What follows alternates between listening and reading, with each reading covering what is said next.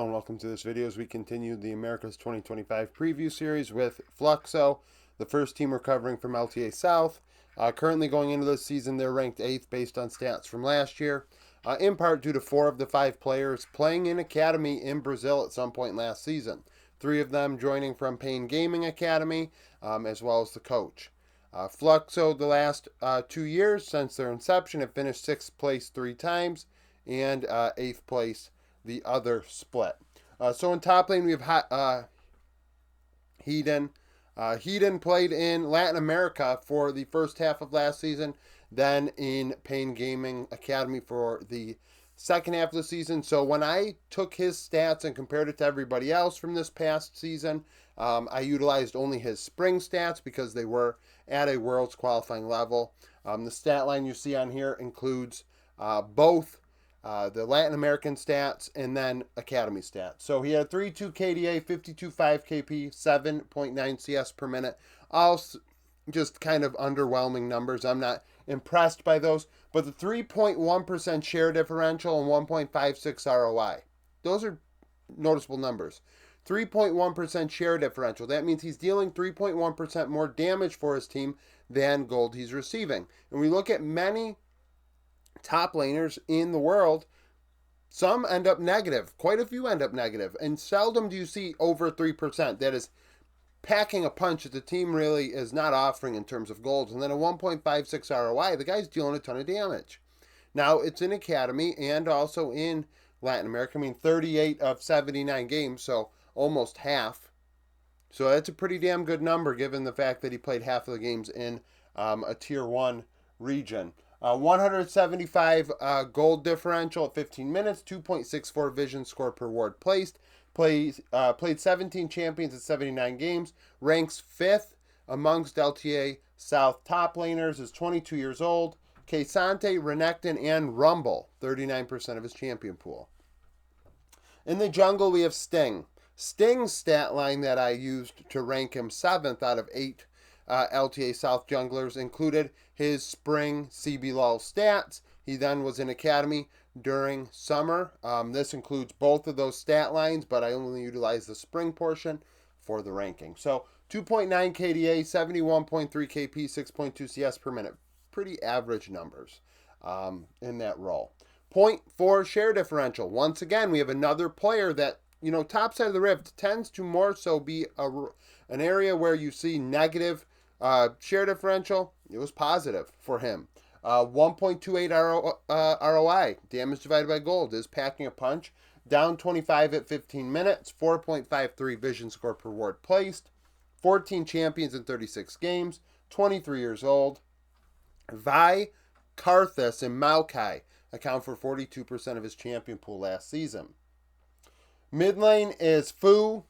Fu played with Fluxo all of the season, or at least played in CBLOL the entire year. He's the only player that can claim that. Ranked 5th in his role based on last year's stats. 3.7 KDA, 66.6 KP, 9 CS per minute. So pretty, once again, actually, I think it's something. With these two other, we look at top, jungle, now mid. Based on last year's stats, and I've looked at a ton of them throughout the year, or at least the last month. These numbers, once again, pretty standard, average. And given that he played in CBLOL the entire time, notable.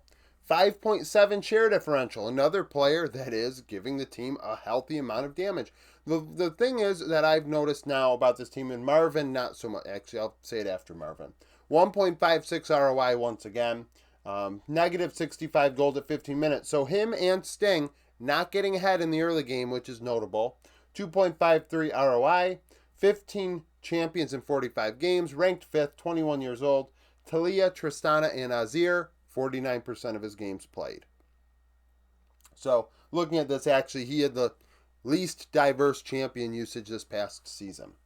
And then in the bot lane role, we have Marvin. And Marvin is the one that has me the most perplexed. So, definitely a KDA player based on what I'm seeing here. 7.3 KDA. That's nice. You're not dying. That's great. 66.4 KP and an 8.9 CS per minute.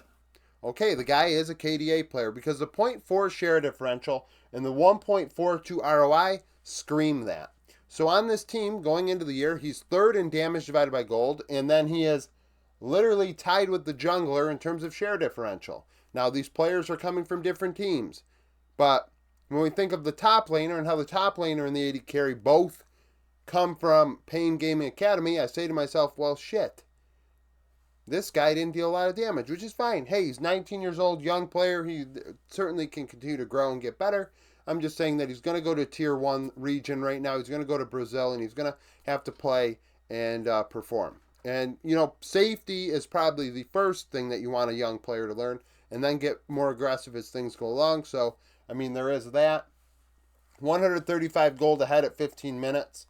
2.56 vision score per ward placed. 19 champions in 72 games. Varus, Zeri, Callista, 38% of his champion usage. Guigs is the support. Guigs played alongside Marvin, is the oldest player on the team at 25 years old. Had a 4.9 KDA and a 73.5 KP. So without looking at the mid-jungle combo on Pain Gaming Academy, I could say that Guigs got around and made things happen for the team. Negative 5.7 share differential. That means this team has a 3.9% share differential combined. That means we have more carries, players that are definitely able to utilize their resources to a high level, so that is a good thing.